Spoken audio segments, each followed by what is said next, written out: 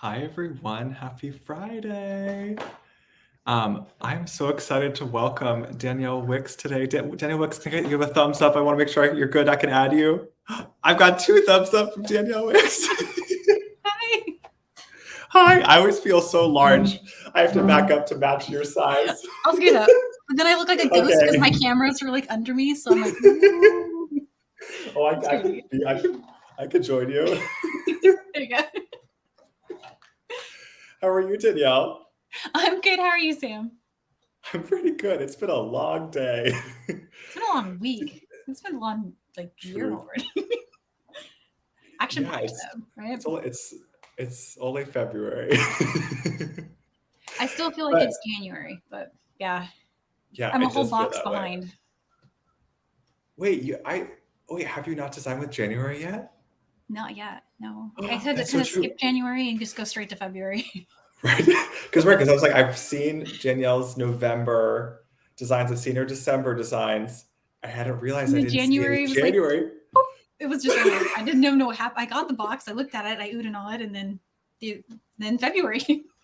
So, yeah. Well, sometimes things are just meant to happen that way. It'll Yeah, have its moment later. That's okay. so true. Um, But I'm so excited that you're joining us today. And first off, and thank you so much for doing this. I just so appreciate it. Oh, thank you. Um, It's always we fun to hang out and bead with you. So I agree. I agree. um, Danielle and I had a few ideas for today, and the main one is how the heck does one design with a bead box? Like, where does one start, and what design approaches can one take? So, I threw the question out to Danielle, and I'm hoping she'll share some little nuggets of wisdom throughout today of how she approaches, because I love seeing your posts every month, Danielle, with the box. You oh, thank you you. somehow like transform the box and get me excited again about the items when I see and I'm like, wait, oh, she put the hematite with the spacers. I'm like, oh, now you're the reason I love like certain shapes even more now. Oh, cool. Like I'm so like glad to like a inspire that. free-form nugget shape when you tend to put like spacers between them, Yep. and then it features them in a really beautiful way that it just becomes like this elegant part of the design. It's like one of my So that's favorite just things like to do. Yeah. it's just like, and so I'm so curious to hear how you bring pieces together and like how where you start when you're thinking about like a whole collection of beads. Awesome. Well, for starters, these boxes make it easy because they throw a bunch of ideas that I wouldn't have had out my Mm-hmm. way. I'm like, oh, well, and they look good together. Like this, particularly this combination for February, that's a bold combo.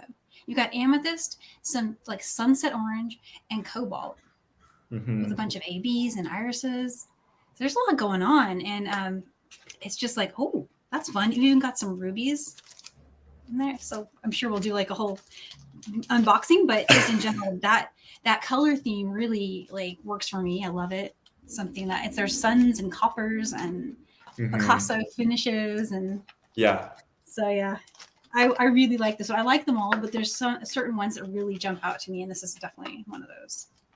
I liked Oh, it. I'm so glad to hear that. Yay. That's Yeah, it's awesome. really cool. Shara says Rachel Siegel's curating magic.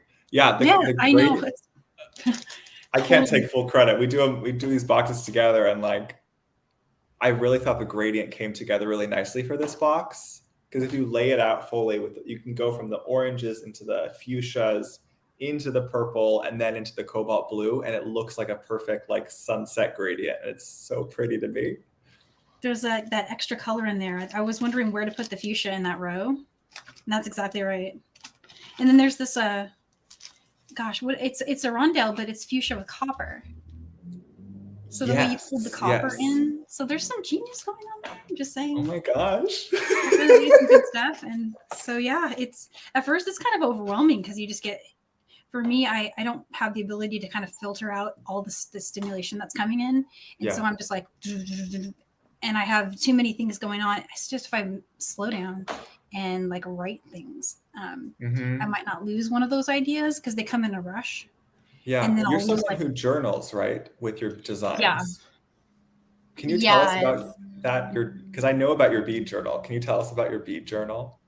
Well, I've got a few because they're scattered around the house because I never have it with me. No matter what I do, there's one with me. So there's like 6 of them in play at the moment, but they're everywhere, and they just have like, you know, thought of the day, or oh, it's not going to show, is it? You know, just it's like whatever I was thinking. There's a really cute one in here. Is that a whole sketch? Were you just showing a whole sketch there? Yeah, like some of these some of my older stuff, but just coming up with combinations that I thought might be great, and then alternates at the top. With like a scarab alternate I was trying to come up with that thing. Different things that I keep journals of is like colors. Some of them get a little crazy.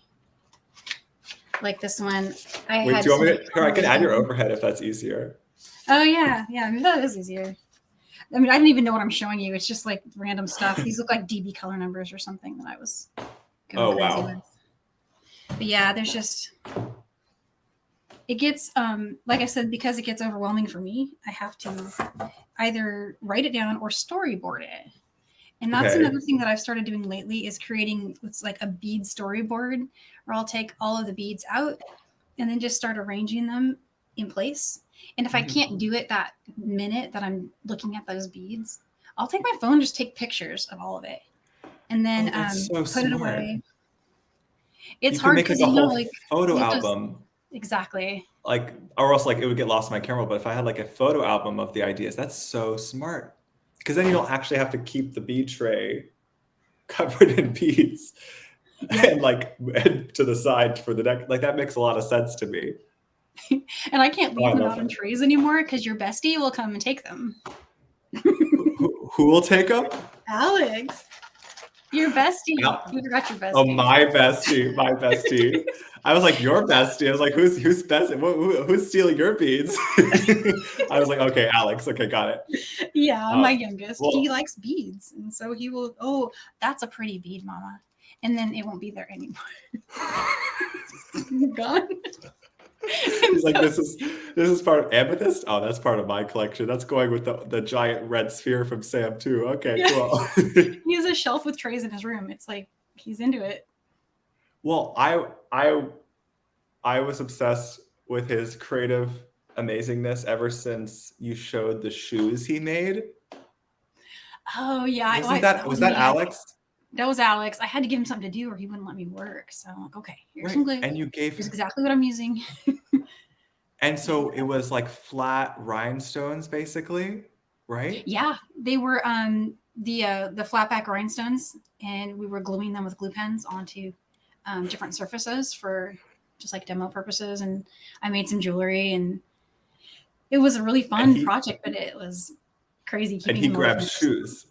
He grabbed shoes for those who didn't see, which is fantastic. He put it on other stuff in the house too, but the shoes were like, yeah, I think he even put some on like, you know, the side of the table we were sitting next to, and then just crystals go.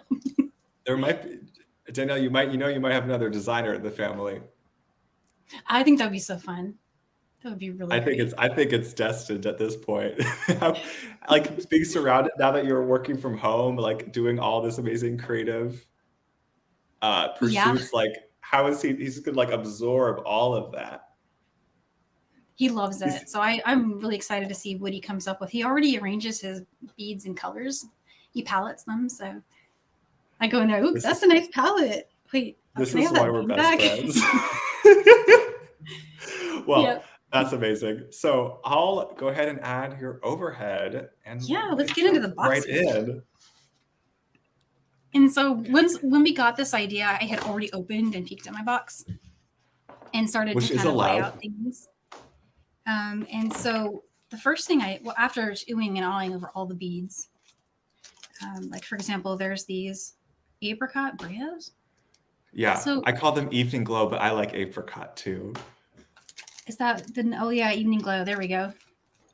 They're just really pretty. They're a neat orange with like a gold flecking on that.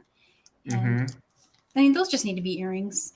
I'm not going to reinvent the wheel on those. They just need to be gorgeous earrings. Yeah. And then there's this gorgeous sun with the birds. Yeah, so we have a whole specialty collection. I'm so curious what your thoughts on some of those And the goodies other part are. of that, these were in there too with it. I separated them Yeah. out because I was paleting something, but Oh. they might go together. I'm not sure yet. They look good together. All of them do. But that's just such a bold combo. Check this out. It's just all these Yeah, together. This is like a yeah, I don't know if I necessarily put them in the same, we put them in the same bag necessarily because we thought like, oh yeah, these are all destined for each other, but we loved seeing kind of some of the focal points of the box all together. Like these being some of the most premium items in the box. I could see these as nice elements to design around. Oh, for sure. Like because it's three different table cuts and then that beautiful sun pendant. Yeah, these are gorgeous beads, and they have those little Picasso edging on it. Yeah, it's that glass is called like tanzanite, which obviously I love gemstones, and I heard tanzanite. I said, yep, yep. I love tanzanite too. Tanzanite is just the most gorgeous color. That is just beautiful right there. And then of course, I dove into the gemstones. Those were the first things I pulled out. Nice. And just look at all those. I hope the color's coming across. It's gorgeous on my mat. Yeah, so Danielle just grabbed the amethyst rounds from the box. And then I've already used every single one of these, but there was a whole strand of this carnelian. And I'm like, this is gorgeous. To be grabbing that first. Do you say Nile posted a necklace using his whole strand of it too? Well, it gets you thinking of sunshine because you've got the sun in here. And even though I didn't originally, I thought I'm doing something like that. And then I was just like, no, I want to wear it just like this. I actually strung it as it was, strung by the cutter. So I basically went from this to this. And I wish I'd done a TikTok because that would have been cool, but I didn't. Y'all gotta follow Danielle Wickes on TikTok. I have been lazy on TikTok lately. I haven't posted recently, but I will. You're busy. It's okay. Life's been really crazy. But then the other thing I love about this box is the way you throw in little stuff like that. Like, look at this little leaf. How cute is that next to this as a charm? Oh, very cute. Oh, I love using a bead as a charm. That's a great idea. See, that made me happy. I was just having to do something like that. And then there's all these extra accents you can use as your drop on a chain. And so this is something like is so nice because it looks like knotting to me. The seed beads look like knots. And they're actually not. I brought in flame. This is Ruby Picasso. It's not the flame. I have another one like this called Flame, but it's larger. It's these are those Picasso seed bead finishes. They make they're transparent and they're actually kind of clear with Picasso with red going on. You can see the red. That's beautiful. So that's a Miyuki seed bead in 11-0 you used as a spacer? 11-0, correct. And it's got a lot more depth and color than I can really communicate on the camera. But what it does with the carnelian, it pulls that carnelian out. Yeah, it's nice to have the contrast with the lighter stone and the translucent stone. It kind of actually feels like it almost brings out the colors in a nice way. And this, in case anyone wants to look up the color, it's 114504.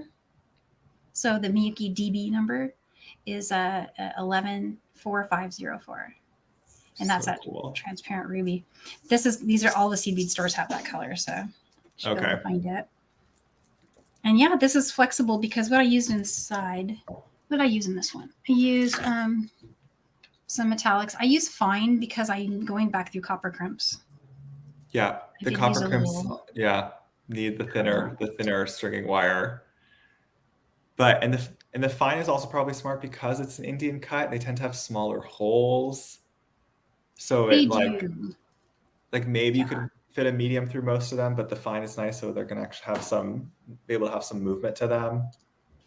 Yeah, that's exactly correct. I was worried about it not going through on the back pass. Mm-hmm. And it did. It went through just fine with the fine. Oh wow! You got it through twice. That's really impressive. Only for just one bead. You know how when you do a crimp, I like to go through a bead afterward, and then trim it at the bottom of the bead just so that it doesn't pop out over here. And that is why I went with that. But I think a medium would have actually gone through it. I think, but I didn't try it, so I should try it first. Was that the first piece you made from the box? I literally made that the moment I sat down and tried. Yeah. Well, because I wanted it. It was something that once I saw it, I'm like, hey, I just want to wear that like right now. Oh, that's fantastic. Anyway, So, my mom will probably take it because she'll like it too. I'll give it to her. I think she's gonna love it. So Yeah. yeah, so when you open the box and you're Mhm. sorting through, what are your initial steps if you're wanting to sit down and make some pieces? What is kind of going through your head?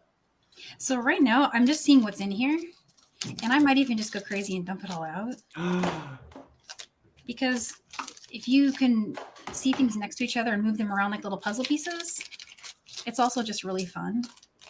It is very fun. I And agree. apologies to anyone with a cat because this will be harder for you to do. But but then there's this like ruby, and so now I'm already feeling like doing something like what you described in that order, where you'd gone from the orange to the ruby, and then to the purple, and then you went to the blue. Yeah. And I feel like that needs to happen in a design, like something That's at least like the that idea of the needs to gradient. happen. If you would like say like pull up an image of a really vivid sunset, that's kind of, you'll get a lot of that bright orange, but then you also get this gorgeous, as the light fades out from there, it's like you get all those cool tones all the way until like those dark blues into black. Yeah, no, it's gorgeous. I'm wondering if the red could come down here, maybe, or I don't know. Ooh, So that's fun. definitely something I'm gonna play with that. I love that. There's also this ruby. So this one is the 8mm fire polish. It's the oh cool. Now I know why I like it. It's tourmaline. I love fire polish. They're probably my favorite bead ever. Those were some fun fire polish. I really am always drawn to fire polish that has, and pretty much any check bead that has glass mixing to it, because it always feels a little bit more special. And that mix of the fuchsia with the clear glass is really quite lovely, and also kind of lightens up the fuchsia in a nice way. It really does. And it's just really pretty. And then there's all these extra ways to add texture to your, like these next to the amethyst, they pull out blue.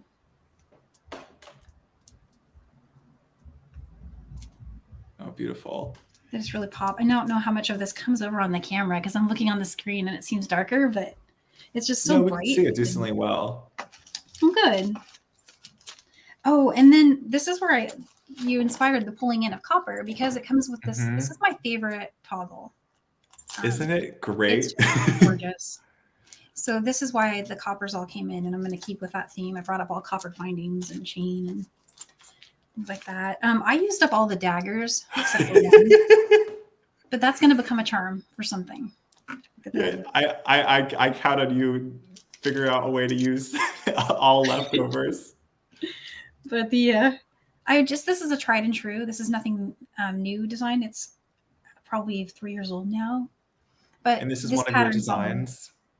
Yeah, it's on my website. It's been there for a long time. You have to scroll to like the 3rd page of my tutorials, but you'll find it. Just dagger earrings. It's brick stitch, and it's super easy.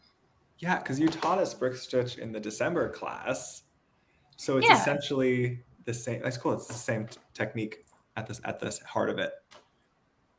Those are way cool. And you have it stitched onto a tier cast component, looks like. Yeah, this is the 18mm stitch around hoop in copper.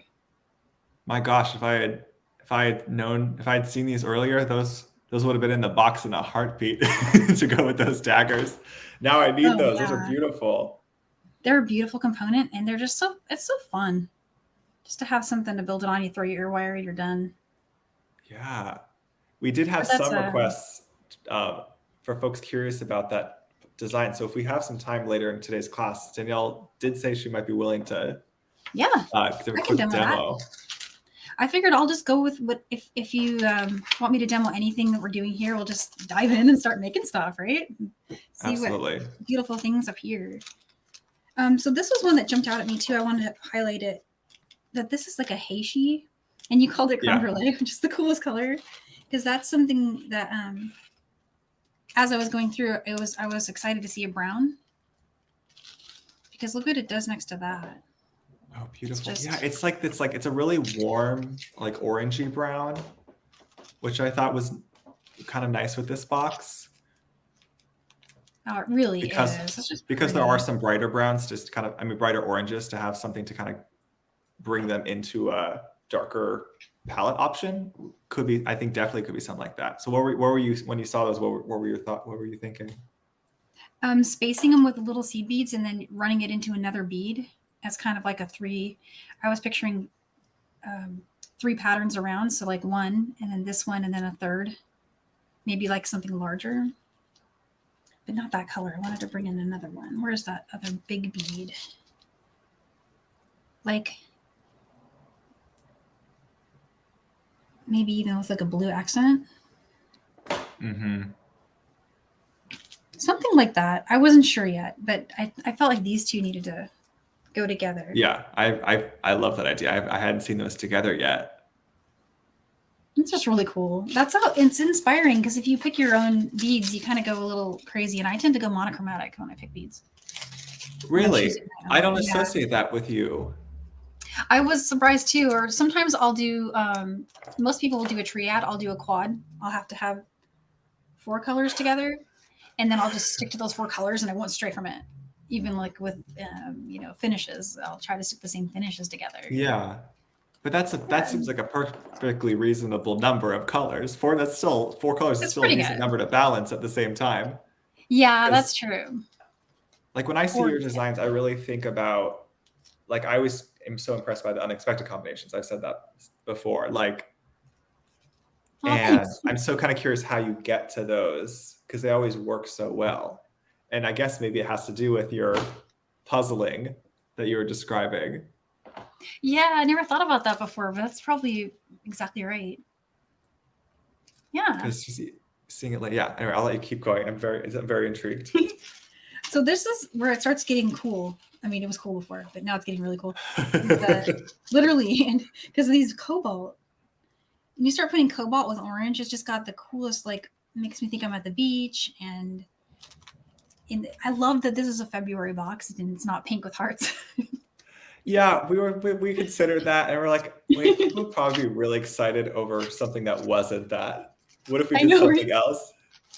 We still put amethyst in. We're like, maybe some purples and fuchsias, just to like have that as an element, but it doesn't have to be the whole box. And then there's a lot to work with. Like, you've got the more textures of cobalt and amethyst together. Yeah. Those are the two that I feel that I'm drawn to put together. And that's probably me being just a little less daring maybe than you are, where I'm like, okay, cobalt and purple, and maybe some of the fuchsia feels like it'll be really nice looking. I'm like almost like have a little bit of fear of adding the orange. So I'm hoping maybe you'll kind of nudge me out of that fear. Oh no, the orange is going to be perfect. I mean, you need to start pulling it in with that blue. Mm-hmm. I really don't feel like I need to do much, but just string it. I mean, you could just string it and get something amazing. And with lots and lots of extra time, I would do something like, I would take these, because they were kind of like the rice ones from December. Mm-hmm. And I would do that same bracelet all over again and put some of these charms on it. Maybe a bird. I would just do that same December bracelet, stitch it up with those, the color of seed bead in between. I don't know. I'm tempted to pull in the cobalt. So I would go with like I thought about pulling that in. Oh my goodness. And so you would have the cobalt with the amethyst, and then you'd have your charms, and it would just be the December bracelet just like that. That's lovely. So I'll finish that. And I will definitely be finishing that and posting that. So that's why I'm kind of setting these aside, because I'm going to do that at some point, definitely. Because it's going to be cute. And I think that it'll be something that I would wear a lot, because it's my colors, and anything with some orange and some purple. These are just really pretty. So that was one idea. Had that done. And then the other thing I was thinking about was pulling in the fire polish again and making those inside of a ring. Fire polish inside of a ring. Okay. Yeah, and this is another, I'm just kind of going down all my go-tos. And I want to do all of these things. We can maybe add that to our bullet point list of start with what you know. It's a really definitely. Like, what designs have I done that this will look amazing with? And there's a lot. But for example, one of these like rings, stitching the fire polish inside of it. You can which stitch I've done and 100 wire times. wrap it. Oh my goodness. Yeah. And so once you got all those in, I think you'd have just enough space for one more layer. And then I would bring in some, either an 8OC bead, or if I can make it fit, try to combine that. Mm-hmm. It'd also be cool to see like one of those in the center. Yeah, the fuchsia purple I think could be really lovely. So that's just something that would take a little longer to construct, but would be really pretty. But then the fast ideas are to take this gorgeous clasp. Where's this one here? I'm going to open this up. We had one question about using extender chain with toggles, which as far as I know is not possible, or is it possible? Well, you could always, you could just create a regular lobster claw one and then hook your lobster claw to the loop, the hoop of the toggle. Yeah, and then you can either hook it, unleash it all the way, or you would have to take that lobster claw and hook it back closer to the end of the bracelet. Right. So so a toggle as is, I guess, would not accept. That was my hunch, that a toggle clasp probably would not be adaptable to extender chain, which is, I guess, one of the downsides of a toggle clasp. And I know that's especially for bracelets, folks really like extender chain so that it can be sold to a wider variety of clientele, essentially. Whereas the necklace might not need as much adjustment area in the first place. I'm always interested in that as an idea, though. Like, how could you do that? There's got to be a way, right? We'll plant that seed in your brain right now. Then it'll come in 10 years. The idea journal will spring forth. Perfect. Yeah. So I'm thinking, gosh, what is there that's really jumping out? There's definitely the stitched up December, but we've seen how to make that one already. I mean, so we haven't gotten to see you even doing your amazing string or wire work designs. And that's something that if the creative tides pull you, don't stray. No, I think I've got something going in my head right now, but it's off from the first idea already. It's already moved to I mean, definitely I need to string this and just see that somehow. And I'm feeling like that's a bracelet.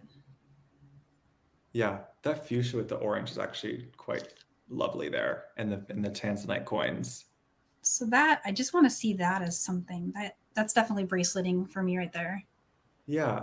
So when you're seeing the pile beads, do you tend to think of multiple projects from the start, or you kind of just do you like to kind of think of? Do you tend to do you try to plan out at all based on what you have in the box? That's where I get stuck. So sometimes I won't think of an idea right away. I'll have it later, and then I've used bead already, and I want the bead back. Right. So that's just when I go buy another box. I bought 3 November boxes. No. I loved it so much. Well, I got one when they were on the website, and then it was in the live sale, and I'm like, well, don't mind if I do. that was the Danielle button. Oh my goodness. That is too funny. I'm really bad. I'm usually having dinner or making dinner, or even have you guys on my web pods while I'm doing dishes, and I'll dry my hands real quick and go over there. Sold. Another November box for me. Thank you. That's funny. Yep.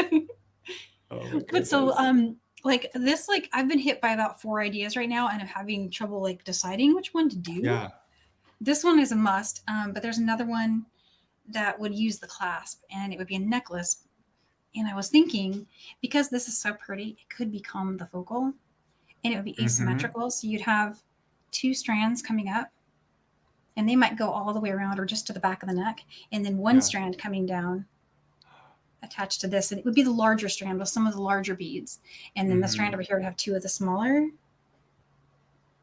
Oh, I love that because I think you Hmm. have up to 3 holes on that toggle, right? 3, From zero to yeah. fast. It's got 3 on there, so it's very cool. You can also just hang it like this, connect your 2 ends of your necklace to it, so one Mhm. side, the other, and then put 3 charms on it. Oh, and really design around as a focal that obviously also serves as the clasp. Yeah. It's got so much potential. I've even seen people do brick stitch down here with just beautiful fringe, crazy Oh my fringe, goodness. and they put Yeah. clear wire up here. Yeah, that's the Tiercast temple clasp. And when Rachel and I saw that, we thought it was very special looking. Like that's why we included it. Usually we put some sort of like focal metal and not Yeah, usually a clasp. But when we saw that, we saw that it could be serve both purposes. It could be a clasp and the focal we wanted. that's totally true. Yeah. Oh, I love the idea of these. Like you just showed 3 different directions you could use that as a focal for a necklace.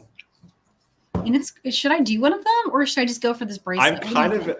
I'm kind of intrigued by this necklace idea, but Okay, let's do the crazy idea. Why not? I'm gonna just start. Okay, and so with the disclaimer that this is total design on the fly and I haven't completely planned out this project. we're here with you, Danielle. We're just But excited. if you don't get brave, then you don't get to see stuff. So, and if I don't like it, I'll just take it apart and make something else. No problem. Lori says she wants to see the necklace. Yeah, let's make the necklace. Then we have something that it is harder to explain, I guess. Like this one, I can just see it already. This one's harder to visualize. I can't really see it. And I don't know how to do the fancy crimps. I haven't learned how to do that yet. I also The use this ones like the magical grips. I really Which want to one do learn to you do have? that. I'm using Xuron. Okay, those are the ones Neela uses, right? Yeah, he's a Lindstrom Xuron, and well, he actually has a lot of tools, I think, that he uses, but the ones I've seen. And is it kind of a similar crimping technique to using a standard crimper? It is. I feel like it gets a little because the way it's carved is not. You don't need a micro and a regular because it can do micro. So it's got the 3 different sizes there. Oh wow! But I use it to push down my tails when I'm doing Yeah, wire wrap. it's very satisfying how pointy those flat nose are, They're or as brilliant. I flat love nose. them. And I'm just going to trim Okay, the end of this down. I have not even cut free from the spool yet. I just wanted to get a good measure. I'm sitting on top of a quilting mat here. Like this is what's underneath my mat. I've got a measuring Yeah. board. So right here below my camera, I'm just measuring the length. So I've got, let's do this much for now. I did 15 inches. It's not going to be that long because there's only one side. Okay. But I just did 15. And then what I'm thinking is it'll come around and join another one. Yeah. And so this is the small side. Let's start with, those are a little big. Plus I have another idea for those. Let's use. Holly, Danielle grabbed some soft flex in fine, I believe. And it's the copper color in the metallics line. It's a great pick. I've had that in the shop before. Those are great color. I love it. It's perfect. And I'm just going to stick with this plain, where did I put it? The flame here. I'm going to stick with flame because it's neutral. And I'm going to pull it through the whole thing. Is this something I need to be like getting from John Bead for the shop or something? Are these Miyukis? Oh, yeah. And you can get them by the 500-gram bag and then put them in baggies. But these, but how beautiful is that vial? And I don't have to bag it. The vial's even easier. If somebody wants That's- 22, a full up 22 grams of it, then absolutely, yeah. I've been intrigued because ever since we did the seed beading project, I've been keeping an eye on the seed beads more than I maybe typically would, and kind of starting to really see the difference of the Czech seed beads versus Japanese seed bead. Oh, and yeah. kind of seeing that it definitely each seems to have its own purpose, and I kind of get why very more serious seed beaters tend to gravitate towards the Japanese Miyukis and Tohos for the consistency that they offer. Same here. Yeah, they're consistent and they're just so many colors. There's colors on check too, so they're all really great. I've never met a seed bead that I didn't totally love, but I'm really into these Picasso finishes. They're just so amazing. Yeah, I think I'm the check obsessed equivalent with, would yeah. be. Oh, go ahead.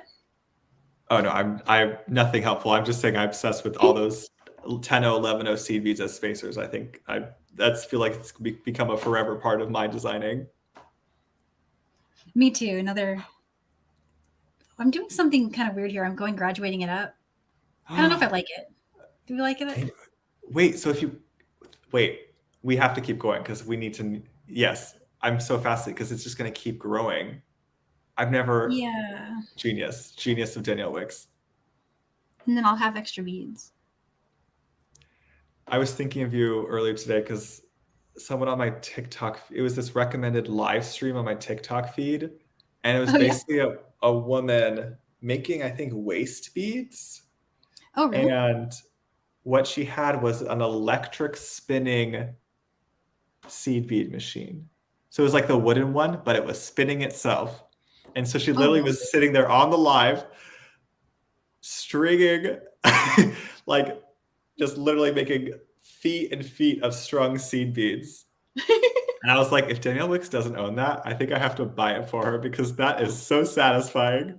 That sounds really cool. I only have the wooden spinning one. She had 1,000 people watching her do that. Can you imagine? That's the magic of TikTok right there. That's just the thing, is that the things on TikTok that are popular, they blow my mind. It's cool. It's so random. But it's there's something very mesmerizing about the spinner, the bead spinner in general, that I've just watched so many videos where they sit there and spin up beautiful beads in different mixes. Like they'll dump 4 or 5 different colors together and then spin it. Have you seen those? I can imagine it, and it sounds beautiful. So let's look what Danielle's doing is you're increasing it by 1 every time, or you're increasing it by a factor every time? Just by 1. But I don't know Okay. why I started doing that. I just did. I don't know. And I can always change it if I don't like it, but it's just something to see. I thought it would be fun. And plus it speeds it up just a little bit. It speeds it up adding more seed beading? Probably not. Well, maybe for you. You're fast with the seed beads. No, you're right. It makes it take longer. I'm gonna actually probably not do the next one like that. Let's see how many I've got there. Maybe we'll stop with that iteration. That's probably like, how many is that? That's 2, 3, 4. There's 9. Yeah. Okay. So we'll stop with 9s.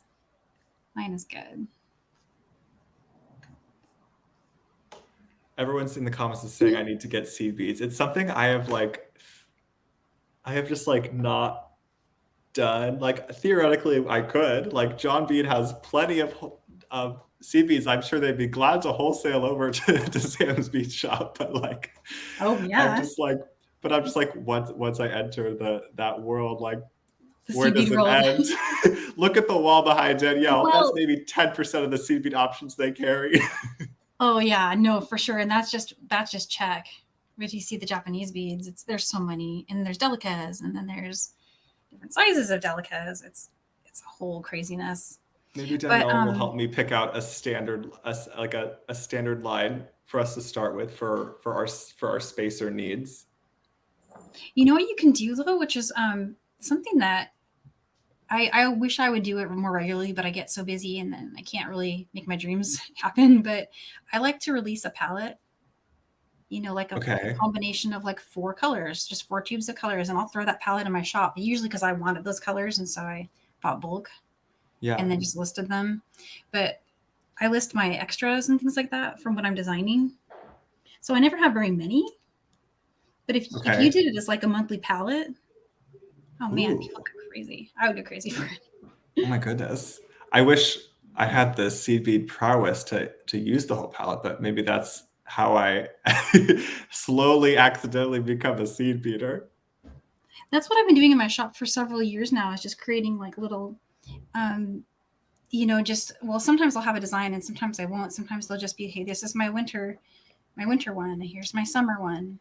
I really like the idea of bringing in seed beads in palettes, because everything I do around the shop, I'm always kind of keeping in mind, like, how are these beads kind of going to curate together? Like, I think sometimes bead shops with too much choice becomes overwhelming, and then you're just getting tired looking, like, scrolling pages.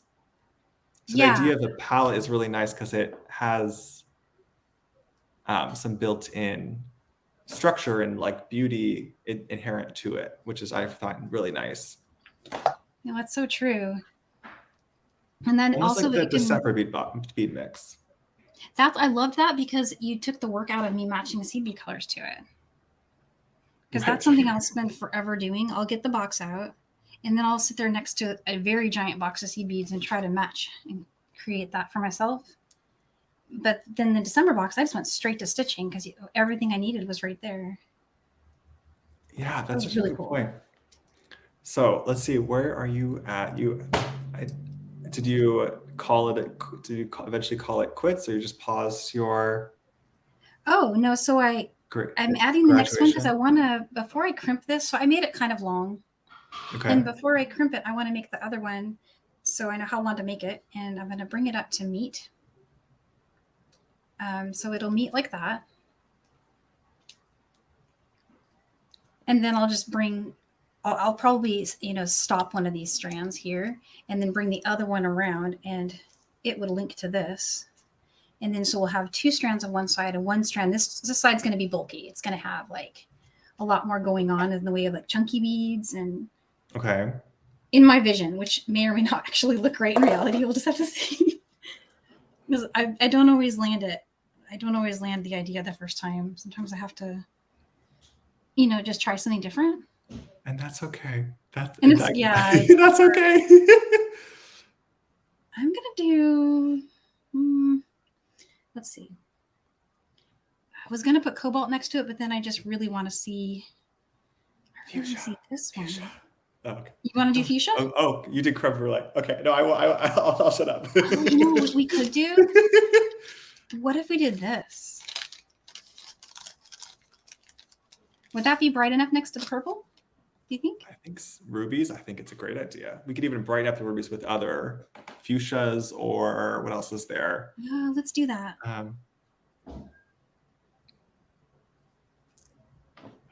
Let's see.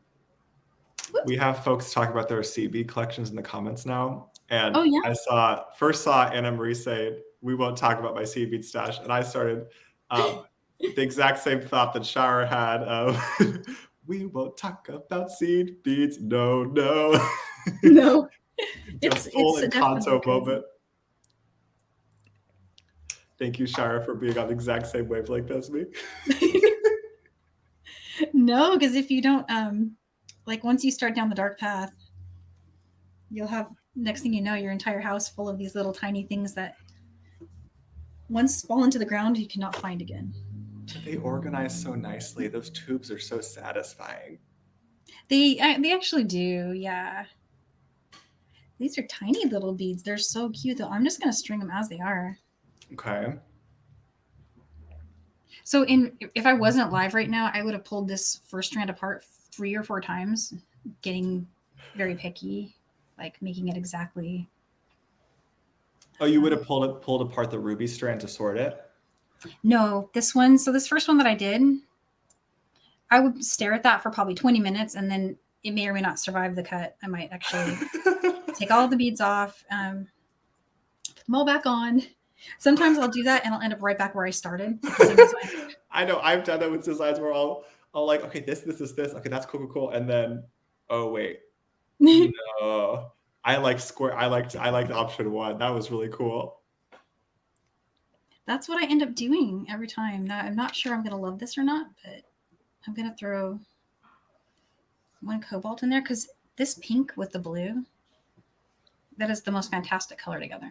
Oh, that's beautiful.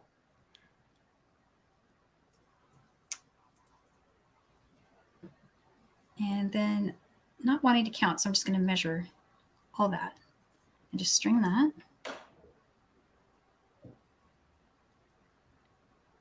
So what Daniel's stringing up right now are they're genuine rubies that have been heated, which is pretty commonplace for a lot of, especially opaque rubies. Oh, okay.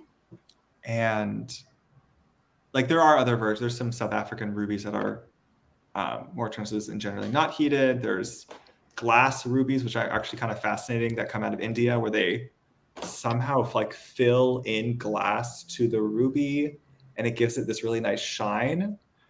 Oh, And those are pretty common when you see those like bright gem-looking rubies.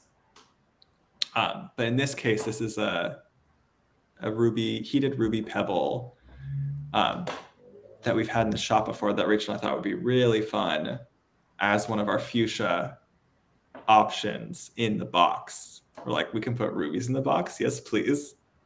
oh, absolutely. I'm so glad you did. So we have a darling little 4-inch strand that Danielle is making lovely use of right now. And I'm just going to bring it up to that length somehow with, I'm spacing it out with a bunch of different blue.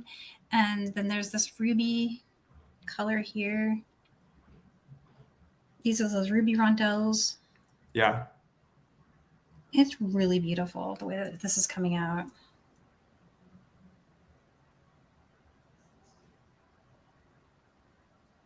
I like the little blue accent. That's I've a hunch that you're going to be bringing blue into the other side, and now you've hinted at it already. Yeah, I'm excited to see how this looks. It always takes me a little longer than I thought it would, but I hope that I believe it will be worth it. Is what I'm saying. It's taking a while, but it's going to look really cool. Are you someone who has dabbled in Kumihimo? Yeah. Mm-hmm. It's fun. I like doing it. Are you having? I think I heard you say you're going to have a class on it, right? I think eventually I want to either recruit like maybe Sarah would do it, or if you get inspired. I'm so intrigued by. Have you ever done Kumihimo designs? No, never. I just assumed it was complicated, but as the more I hear about it, it does not seem actually. It seems like a very simple, basic technique. No, it's easy. I've done a couple videos for John Bead, recording, setting it up, and and I've also done just some of my own for fun Kumihimo. I usually do with seed beads, but I think it would be great with any beads, really. And that's what's so intriguing to me, is that I didn't know it could be applied to any bead type pretty much. Oh gosh, yeah. I've seen people do Kumihimo with like daggers. It's really cool. Wow. So many neat things you can do. Here I was stuck in my wirework world, and there's a whole world beyond, Danielle. There is. There's so much. I'm going to pull off this last one here on this side, and let's bring it in to a crimp. I had another crimp here somewhere. It wandered away, so let's get more. Where did it go? I don't know about you guys, but I make a really big mess when I'm doing this kind of work. Like all the beads will be out. And lucky I'm limited to the box, otherwise there'd be, if they're downstairs on the table, it would get crazy. I'd start pulling boxes down. And so yeah, back to our theme of like, how does one design with a box? Do you tend to stick with a box with one Sam's Bead box when you're designing with it? Do you like that like sort of containment for like your options? I think it really helps. It's definitely easier to design with something that's kind of just already been, all the work of choosing has been done for you. Because that was what I'll spend too long just digging through so many things that I've got, in boxes, and that can actually be really tiring and taxing to the designer. So you're going through and you're actually trying to omit and select for yourself. And I think we all go through that, and that might be the appeal of these boxes. At least it is for me. Yeah, I mean, that's on structure. Yeah, I mean, obviously that's why Rachel and I spend so much time thinking about having like offering up a variety of sizes in a color. Like, always feels important. We were like, I remember this box looking at the oranges. One of the first beads we picked out were those wavy coins you've got on the left there, those like freeform coins. And we had the leaves. I'm thinking of all the different oranges. And we had all these oranges and they were all like 10 millimeter and more. And we like, oh no, to bounce this, we're probably going to want a smaller orange. And we found those little drook beads that are on the top right of your mat. Those are cute. Yeah. And so we're definitely keeping in mind that like to have options when you're designing, a big factor is like you want interesting shapes to work with. But you also need a variety of sizes so that you can kind of adapt beads into different places. Because obviously on this side of your necklace, you're probably going to be drawn towards, you're going more towards the smaller beads, it seems. So you need to have a variety of those in all the colors. And then you'll have, hopefully, if we did our job right, you should have large beads in all the colors for the other side of your necklace. Yeah, exactly. And on this side, I think what I might do is actually end this one here and save it for a bracelet, and then grab one of these little covers. I'm not very good at putting those on, but eventually there'll be a crimp cover right there. So can you show us how you, I know if actually, did I totally talk through you doing that? All I did was, so remember these were just 2 separate strands that I had going? Yeah. I just brought both of them up through the crimp, and then I crimped it, and I trimmed one side away. Okay. And I probably should have done that through my bead. So put a bead on it and then trimmed it. But I'm going to use a crimp cover. I had these little copper crimp covers here. So they're totally optional, but because this is going to be what you see at the back of the neck, it's going to look like a little mini clasp. Bead. Yeah. And so I'm not the expert at getting those on very well. The Sarah Lovecraft is the expert on that kind of stuff, but she's done lots of tutorials, I think, on how to get those exactly put on right. I just wing it and pray.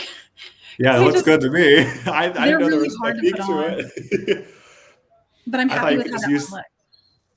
I think folks use the rounded part of their crimper and then they call it a day, right? Yeah, that's so true. And so, but this side's going to be just wild and crazy. So big stuff. Let's get out all the big things. Got these. Definitely going to have those somewhere. I'm going to use both of those, I think. I'm going to use this. This may be, I don't know. I'm thinking still. Let's see. We need the purple. We need the purple in there. Of course, purple. Shira would never speak to you again if you did include the purple. If you just forgot the purple. No way. I would never. But we're gonna bring the amethyst over. And so, can you talk me through again how you the levels of colors? So you did orange first. So like.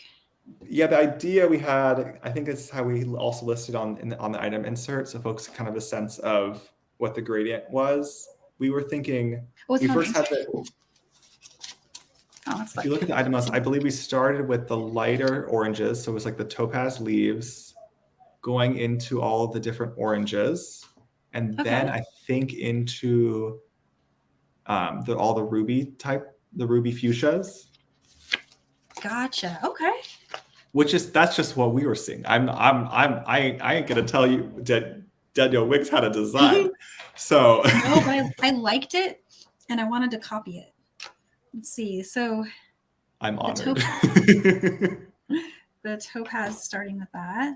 And I do have more of those rubies, so I can bring these in. So what if, just to start here at the back of the neck, I just went with one of these, kind of layered up. How's that look? Oh, cute. Yeah, we thought those drooks might make a fun little spacer. I might do that maybe 1 or 2 more and then start graduating up from that color to the next one, which it goes to the coin, the freeform coin after that. Oh, you're truly following the list now. I'm so glad. This is fantastic. It's no, but those gradients though, that's what is so eye-catching. It's going to draw people when they look at it because it's got some flow. And see, my goal is that it'll kind of end with the purpley stuff to come up. But let's see what's next. The Druk mix, the Hasnath mix. That's this one. Let's get some pinks going after this. The pink tourmaline. So let's start with.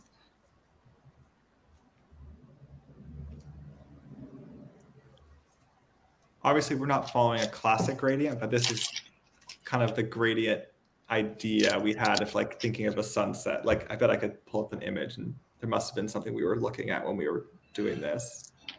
I think that might be what I like so much about it is that it did not go into the realm of just like what everyone's done before, right? It just kind of looks, oh, I don't know what the word is. There's a word for it's better than unique. Oh, thank you. Yeah, I'm looking at, yeah, we definitely were following some sunset images. Yeah, I'm looking back at some of these.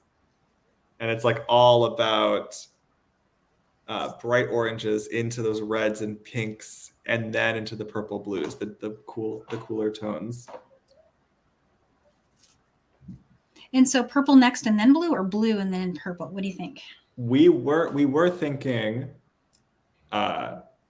fuchsia into purple. Fuchsia into purple. Got it. Yeah.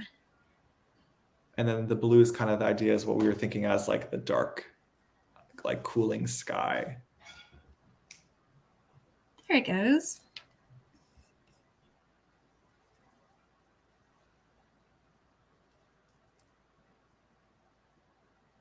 And this amethyst is really pretty. It's got this luster to it. Those are like a lovely find. There are several amethysts. They have that beautiful like quartz inclusions running through some of the beads, and that's one of my favorite types. I have a plan for these. I'm going to definitely use these for. I guess I get so distracted with. I already know what I want to do with the rest of it, and I have just enough. Let me see. Yeah, I'm going to make one of those convertibles with this. We did one before. Yeah, you remember? I'll show it. I actually have it hanging behind me for some random reason. I like it a lot. So it's a bracelet and a necklace. So I knotted this the way we did our knotting class. I remember now. And so this thing up here, I just made this top thing. It's a chain with a clasp and jump ring on one side, and then just a jump ring on the other. I'm not sure if that's coming over, but yeah. And then so that there's only one toggle left on the bracelet. Genius. And the bracelet's just gonna become a bracelet once you take that off. Let me try to clasp that. Oh. These are one of like the first gemstone strands I bought from your shop. It was one of these. Oh my goodness, that's the Lodolite. I loved it. It's got some really like bright, shiny, like crystally flash to it. And then the chain, I can make it a necklace if I want, or have it be a bracelet. And that's what I'm going to do with the rest of those amethyst beads. Oh, that's lovely. Do you tend to wear jewelry most days? I'm always wearing my obsidian. Like I just love this one. This is a grounding stone for me, and it keeps me focused. So that one, or I'm always wearing earrings, but they tend to be either like smaller earrings, not super big ones. Yeah. But then, my go-to. Sorry, go ahead. Go out. That's when I'll wear my jewelry. It's when I'm going out. Ah. Yeah. I just need to go out. The pandemic has ruined all the dreams there, right? Oh my gosh. I am also ready. Oh. I forgot to put my bird up here. I'm gonna have to break with tradition. My go-to stone lately has been this lab pendant that is like so crazy flashy. My gosh. I got it years back. And like, did you make the setting for it? I did not. I bought this from someone years back, and it's been so long that I don't even know who it was. I think it was in a Facebook group or something. And it just makes me so happy every time I look at it. So I wear it all the time. Oh, it's gorgeous. Yeah, if you feel like when you put that piece on, there's like a good energy there. I always listen to that. Plus, if I don't wear this bracelet, I mess up in class. I always do. So one time I forgot to wear it, and I just made a total mistake. And I'm like, oh no. Wearing that bracelet now. It's so funny. Some golden obsidian is what does it for Danielle. A I beautiful don't know. I stone. just really like it. The best stone. I think I like all gemstones actually. Moonstones, so beautiful. I'm with you, Danielle. You do all the seed beading, but this is something when Danielle and I first met, I think one of the first things I asked her was like, so how many ways can you use gemstones in seed beading? And we had started hashing out ideas about that. I don't think we actually ever even came back to that. I am still, maybe once those seed beads arrive, I'm gonna have to send you some gemstones so you could, because you've shown that you can put them together, which is so cool. Oh yeah, and there's so many like just tried and trues that I've got that work so well with gemstones, and they make it look like a completely different technique, even though it's just the same thing, but it looks completely different with the different stone. Mm-hmm. I mean, that's how I found you, was when we made that beautiful bracelet design, and I was like, wait, it just said an 8mm bead. I said, okay, 8mm bead. I'm gonna use the 8mm gemstone. Yeah. Yeah, and I remember that was a December class where I was looking for something that was kind of like a ruby color, but I couldn't find exactly what I had in mind. So I ended up finding this like check glass that was ruby. Oh, nice. It's oh my god, making this box, we learned it's hard to find like ruby fuchsia check glass. My goodness. I bet it is, because isn't it kind of like a rare color? It's hard to make. It's harder to make with, I think I'm gonna guess because it's in the pink family that there's gold involved in making the glass. That makes sense. Yeah, or it's just really popular and like we're like, well, okay. But then we finally came on those 8mm fire polish. I was like, yep, this is Destiny. These are stunning. They're the perfect choice. Yeah, and the fuchsia rondelles were one of the early beads we got for this box too. Rachel found those with the copper accents. We thought were gorgeous. I love it. I mean, just keep making these boxes, please. They're so beautiful. Oh, I would be honored to be able to keep making these boxes as long as people want them. They're so fun. I will always want them. So kind of picturing this asymmetrically. I don't know. What do you think? I'm liking it. And I think this would be also beautiful even if I had just done what I did, more of like what I did here, was just chosen a strand that I loved and just strung it. And then chose another one that I loved and just strung it. Bring it together here. And then that is kind of what you did. You just kind of evolved that. Yeah, I stuck with the purple and the ruby over here. And then here I tried to grow it back down to purple. It's really nice. How do you think it will lay when hung? Do you think all the heavier beads are going to come to the center, or do you think the clasp could be the center? I think it'll move around. It will probably go and try to hang at the heaviest point. So that's going to put these two at the center, kind of. Yeah. I'm picturing it like that with the asymmetry of the clasp up here. Oh, that's gorgeous. Oh, I love that. But again, it's one of those things where, because it's definitely collarbone length, that it's going to sit maybe even more rounded on the neck like that. I don't know. And if I feel like it needs more, I might add more beads here. Yeah. And it would be possible to do that without dismantling my work over here. All I would do, well, I would trim it over here and then join another strand of soft flex right there. Oh. And then hide the ends, and then I could make this side longer if I wanted to. Well, I could do the same. Not clever. And you can use the check to hide two of these, right. Especially if you're working with the fine. You can get the check over it twice. So you can hide the tail of the last one in the former crimp. And use one of those little covers. It'll just look like a bead, like a seed bead, and then just keep going. That, you blow my mind. Every time. You blow my mind. Thanks. Gosh, there's so many ideas. I wish I had like 2 hours just to sit here and make more, because I would just keep going. I would do that one, and then I still really want to see these as like I would take a wire right now and then make a center. And this definitely is an idea that has been inspired by many things I've seen Sarah do. So she does a lot where she creates a really cool like center. And so what I would probably do is just grab some wire and make a little mini one.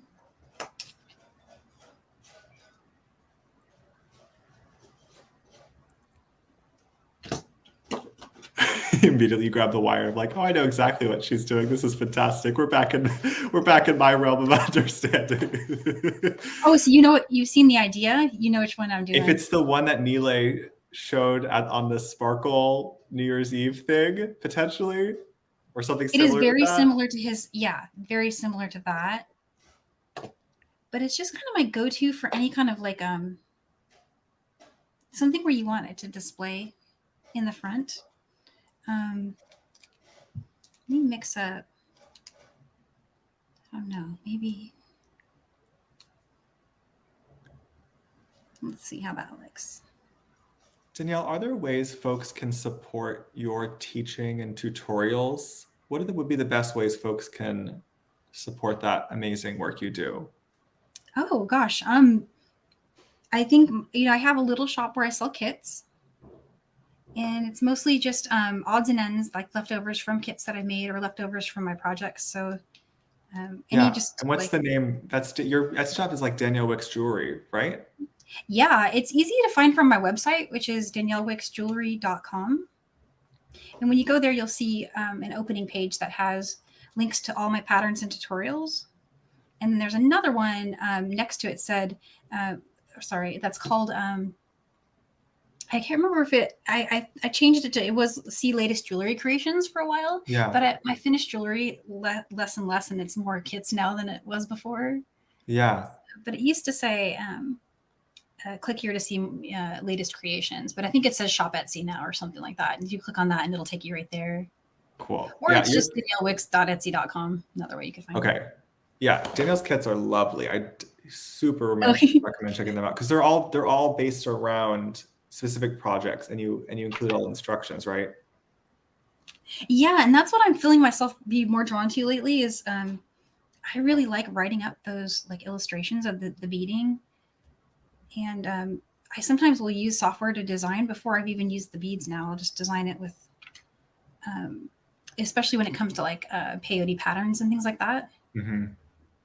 Do you sell patterns in your Etsy shop? I do, yeah. Oh, fantastic. I actually didn't know that. Cool.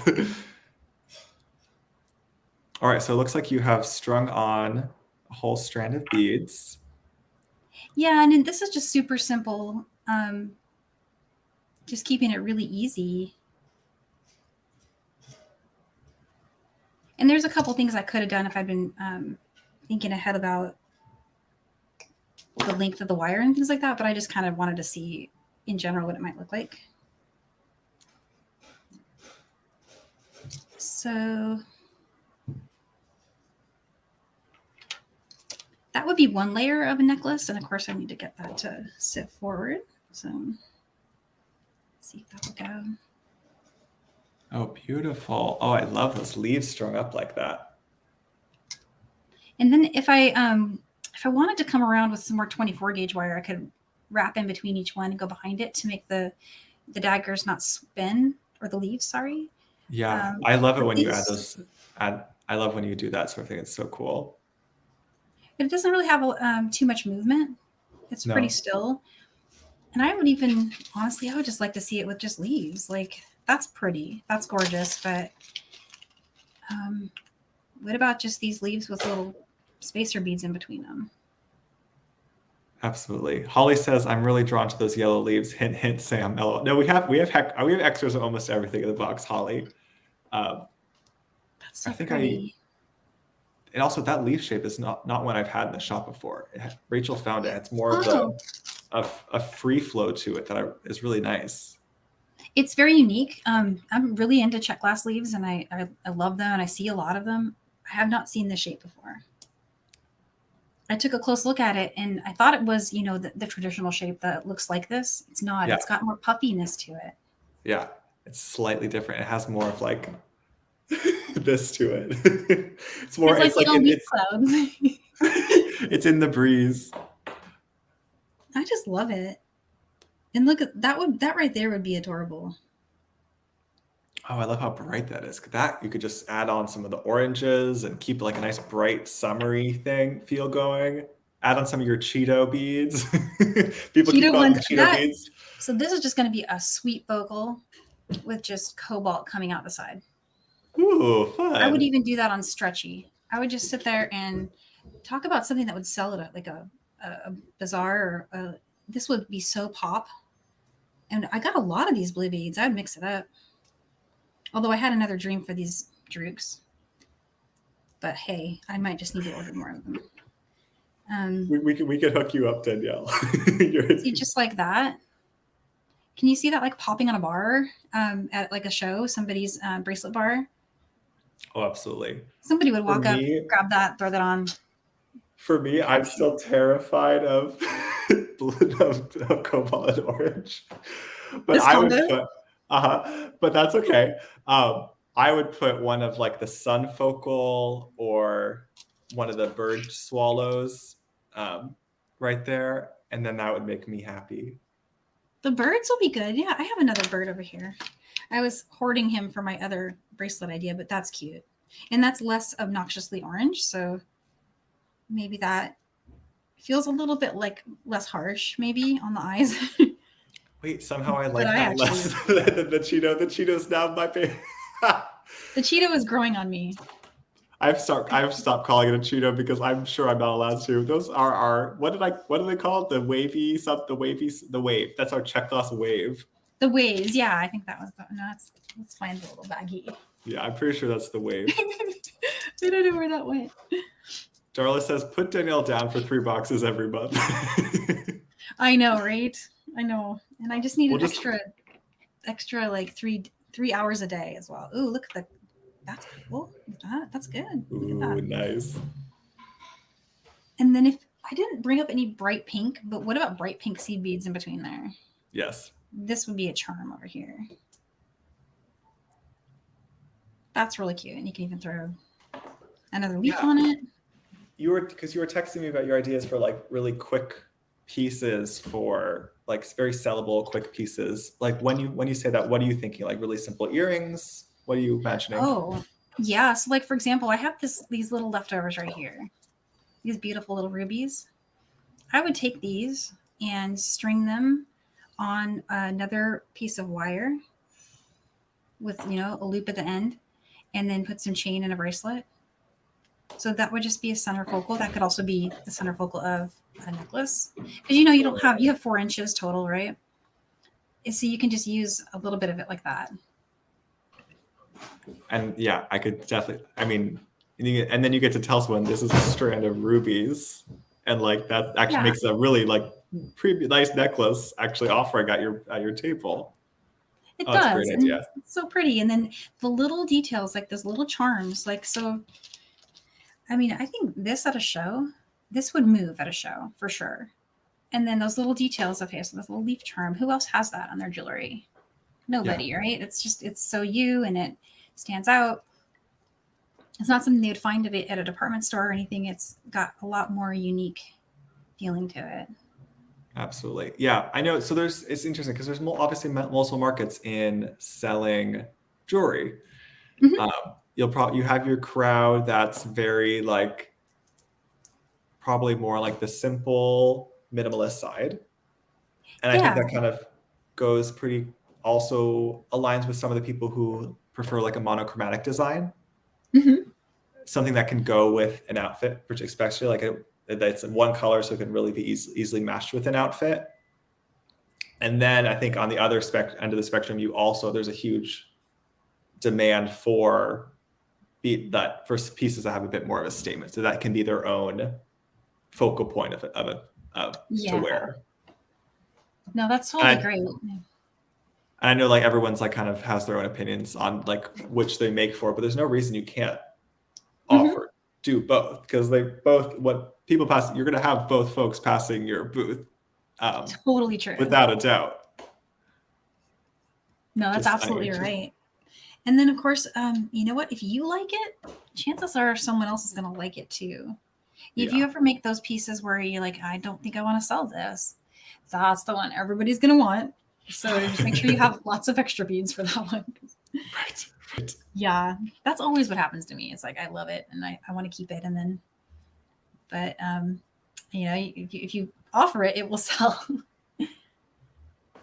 And so yeah, this was just the first. I don't know, the first of many ideas, and I might pull things apart and change it a little bit. I had another idea for these daggers, which I might make a different design there.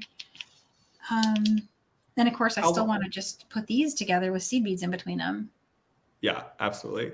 Yeah, I know because we're obviously beyond the hour. I haven't been looking. I've just been like designing like crazy. I so appreciate it. Do you think we could get a little glimpse of how one starts a stitch, and then folks could pick it up from there on with your tutorial on your website? Yeah. So you'd like to see like one of these? Yeah, if you're willing. Yeah, no problem. The one of the things about these is that they stitch up so fast that I don't really worry about, making a new one or pulling them apart, because they're so quick. Oh, you're so kind. I can't bear to watch. Well, I actually just forgot to bring because I have more daggers like this downstairs, but I forgot to bring them. No, everyone close your eyes. Well, hey, no, this is great for you to see destruct. And there was something about this one I didn't like, so don't worry. I didn't like the back of this one, so I was going to take these apart anyway. That was all part of the plan. Oh my goodness. But you can see how quickly you can get those apart. They don't take too long. It's part of the design process. I go through it a lot. I was not in love with the colors I chose either. I really think I want to bring in a different color of 8-0. Okay. So because it's really small. So what I'm going to do is I'm going to rescue my daggers from here. And I'm just going to show you the classic version that I have on my website, step by step, really quick. It's super speedy. Before you start that, do you mind if I just answer this question really quick? Go for it. We had a couple questions. Are there extra of this box? Which is a totally fair question. I'm so glad folks are enjoying the box. We do have, I think, 3 dozen extra boxes, which is a little low for normal. So if you want to get on that wait list, you just need to shoot a message to the Sam's Bead Shop page, and Jesse will reply to you probably by Monday.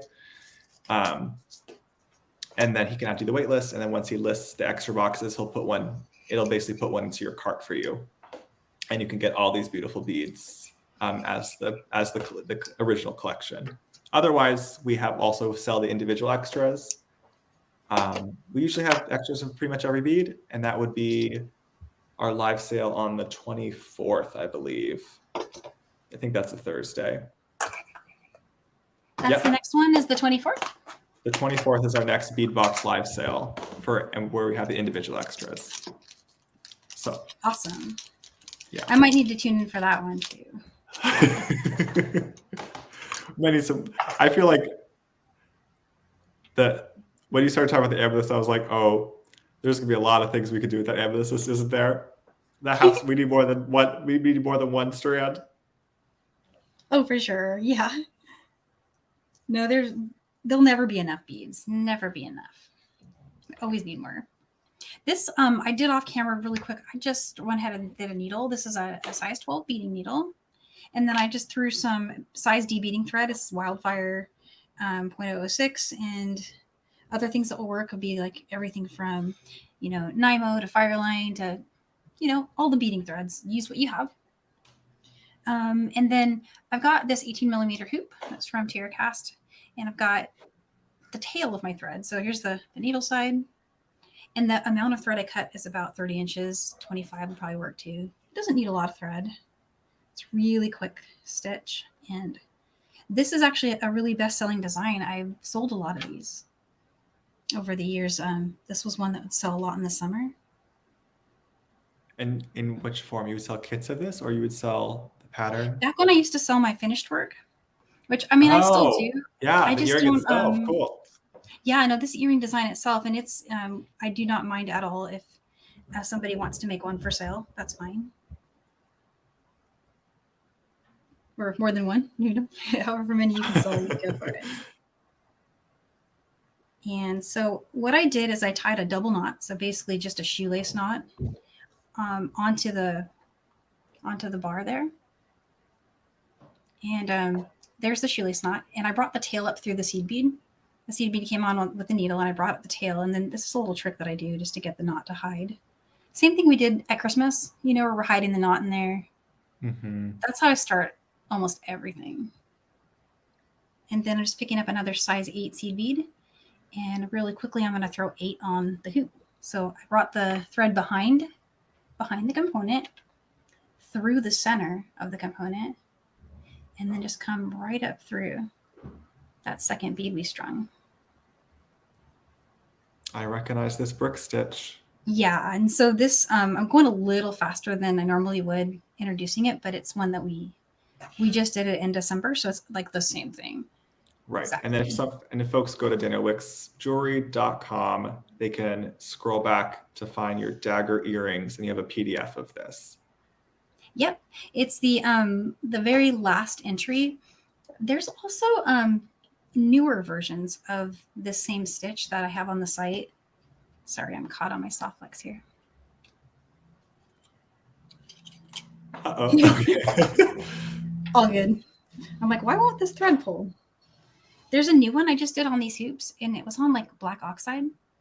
They make these hoops in a lot of different finishes, but black oxide was not one that they had. So I asked them if I could have some, and they made them for me.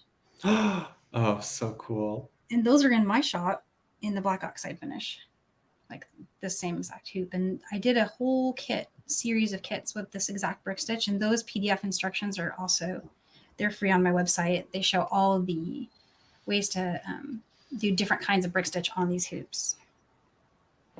It's kind of a cool resource because even if you're using other hoops, it'll still work for you. Yeah. Any and all. And then you mentioned on December, you can brick stitch onto a bead. You can, yeah. That's something we should do. We should do that.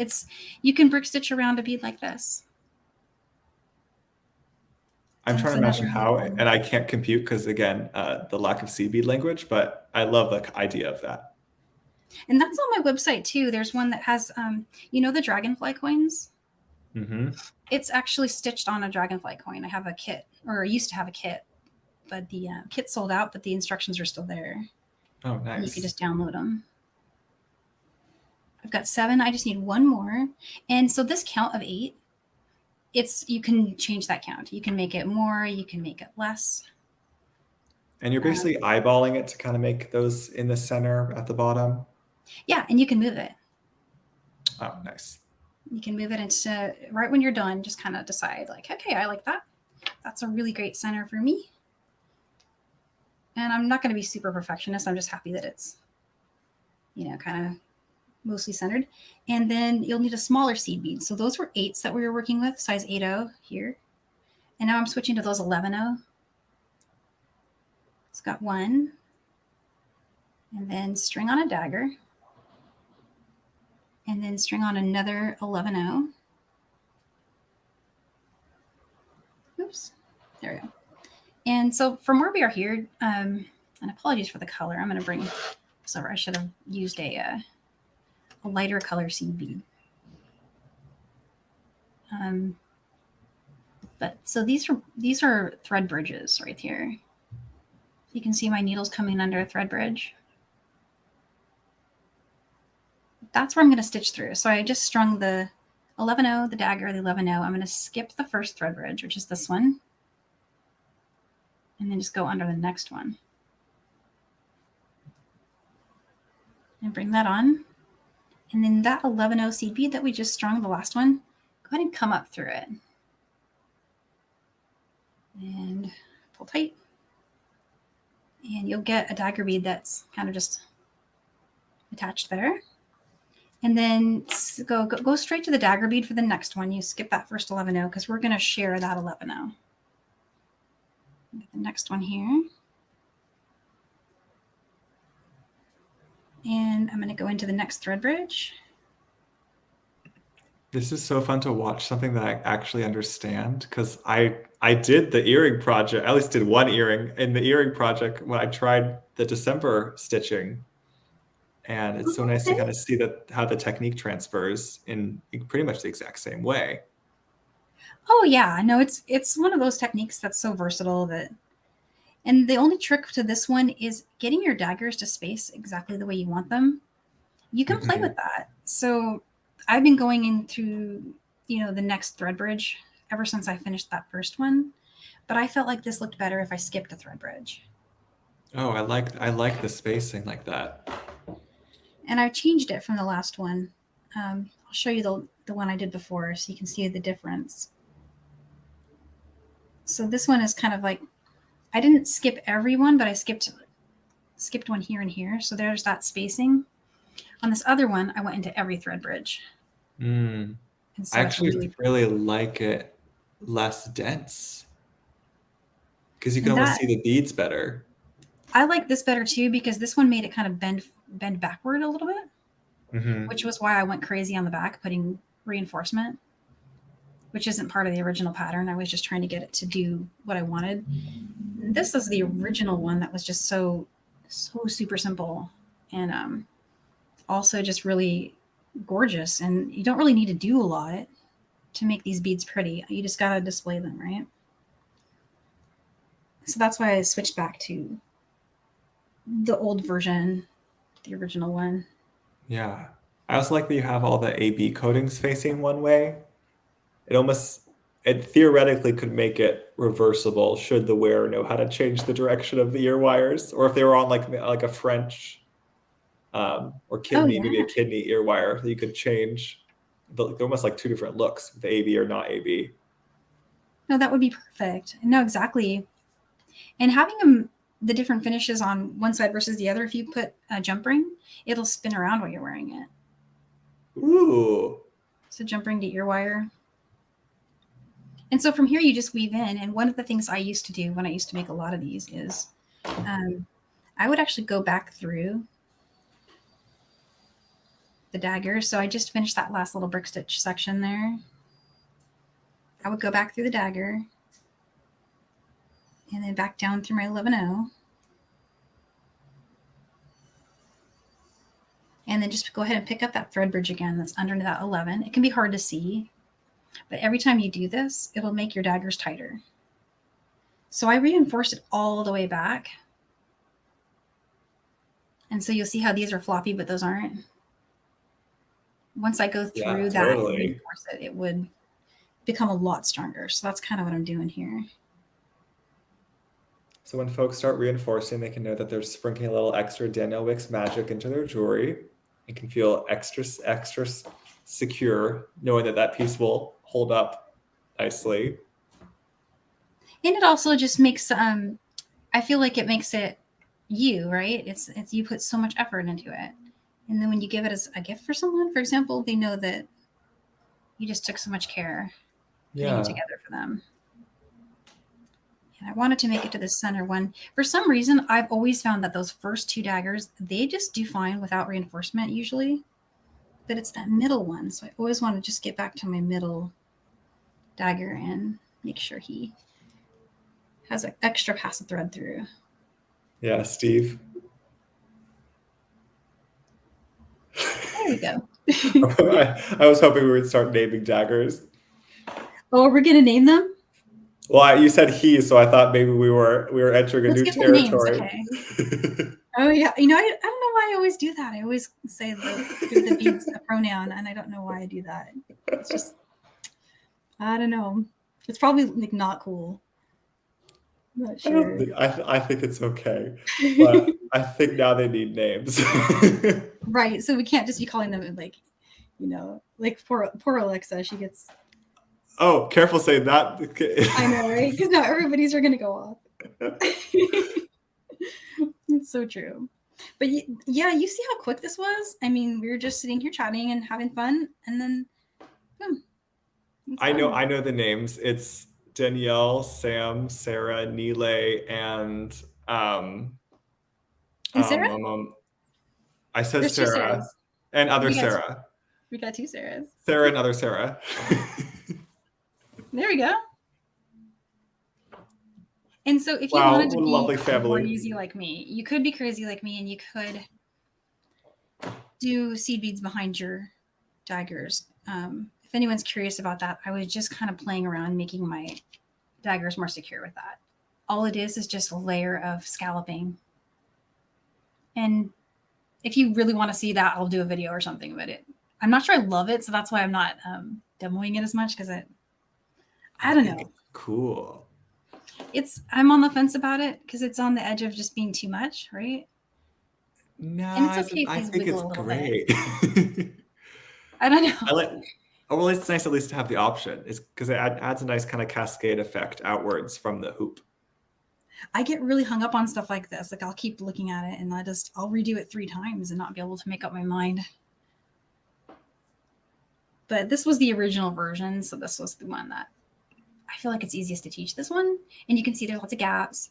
And then if you want it to be much closer, you would just go through at least every fret thread bridge, and if not, double up if they're still too spaced. So it's just you're playing with the thread bridge placement here for getting that to go. Oh, and I think I started with 10 beads here instead of 8. Gotcha. Yeah. Well, so that is so cool. I can't believe how fast you can do so many great things with these, and I really love those daggers. That is a great project idea. And I think folks are always curious about what to do with daggers, and that seems like a nice go-to for featuring them. They're also beautiful just strung just as a necklace on a chain with little beads in between.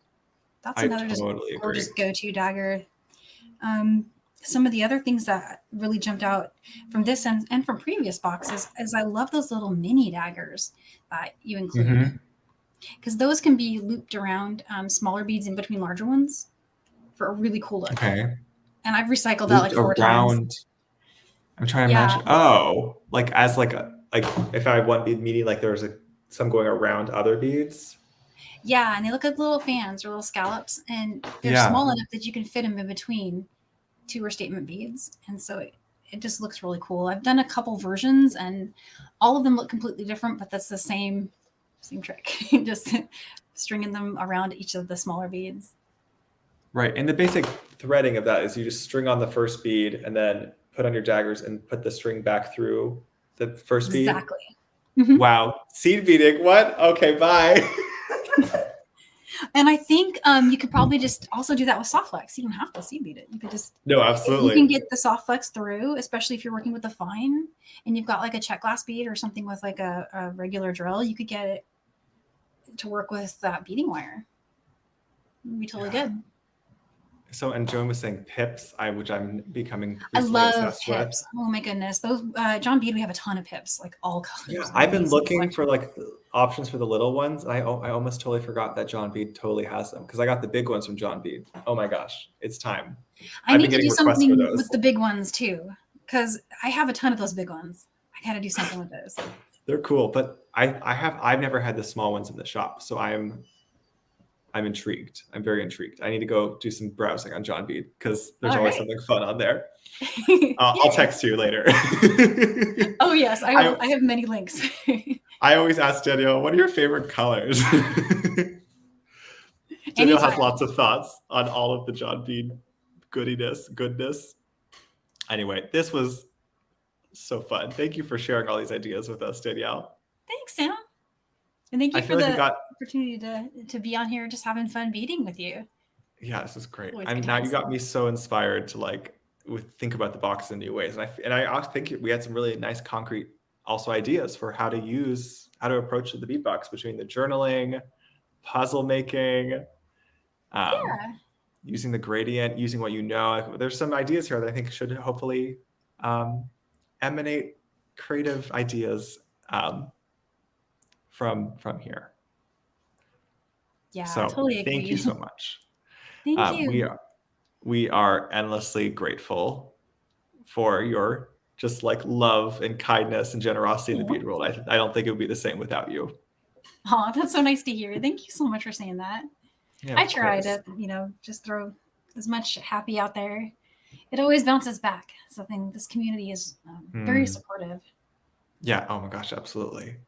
And so many great friends, and just gratitude. Yeah, I feel the same way. I mean, the shop, think about where like this shop was like a year ago. It was tiny, and like I was So doing it pretty much everything myself, and like so like it's been because of the support and like of people like you, I just feel like we've really built a community. It's so special. Absolutely, yeah. So thank you. I think I'll let you go. I know it's probably